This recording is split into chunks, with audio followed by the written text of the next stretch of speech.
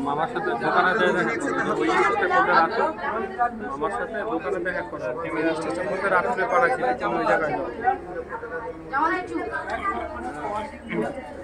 মামার সাথে কথা বল মামা দোকানে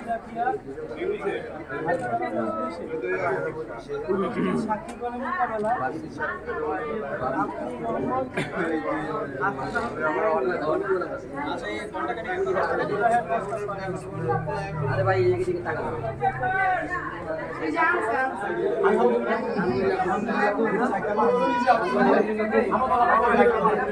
আলহামদুলিল্লাহ